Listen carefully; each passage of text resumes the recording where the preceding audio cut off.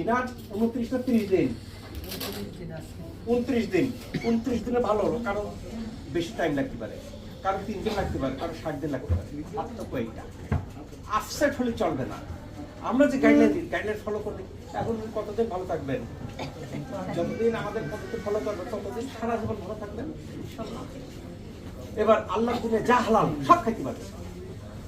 অনেকে কি করেন, স্যার দুধ খাইতে পারি না, শাক খাইতে পারি না, ডিম খাইতে পারি না, এই খাইতে পারি না। যার কাছে যাই বলে দুগ্ধজাত খাবার খাবেন না।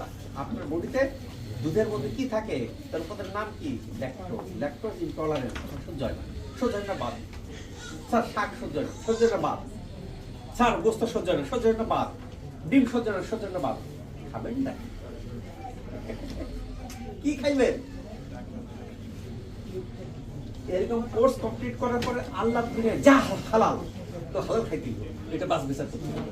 কেন পবিত্র কোন শব্দ বারবার হালালের কথা বলা হয়েছে, কোন জিনিস হালাল আমরা কিন্তু ভুলে না যাই।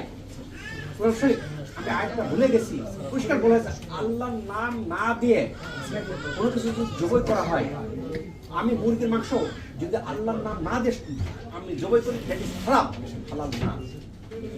আমরা তো সাধারণত হাঁস মুরগি হালাল, বাট জবাইয়ের সময় সঠিক তরিকাতে দিতে হবে, আল্লাহর নাম সঠিক না করলে দ্যাট ইজ নট হালাল।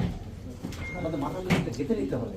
আমরা অনেক সময় কি করি যে মুরগি, অনেকে দোকানে যাচ্ছে এই দাও 5টা মুরগি দাও, 10টা মুরগি দাও, সে জবাই যখন করতেছে কেবলা দিকে করতেছে কিনা, সে ইসলামিক বিধান পালন করতেছে কিনা, বিসমিল্লাহ বলতেছে কিনা, আল্লাহু আকবার আল্লাহ না, এটা কিন্তু দেখা বাঞ্ছনীয়।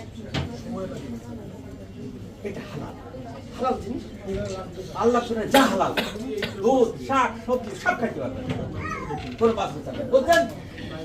আস্তে আস্তে সব খাইতে পারবেন, তবে ভিটামিন ডি লেভেলটা, তারপর এটা পালন করতে।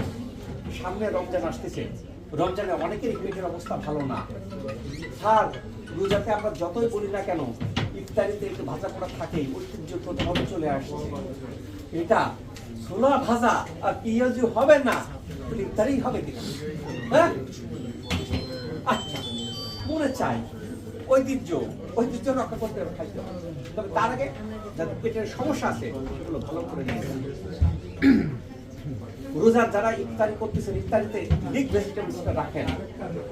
মনে চাই কিছু খাইতে, খাওয়াটাকে বাদ দেওয়া যাবে, বাট লিক ভেজিটেবলস শুনে পেটটাকে সুস্থ রাখেন। রমজানের পরে ঈদ আসতেছে, ঈদে দেখবেন যে সবাই আনন্দ ফুর্তি করতেছে, সবাই একসাথে মাংস খাচ্ছে, এই খাচ্ছে, আমি খাইতে পারি না, কেন? আমার পেটে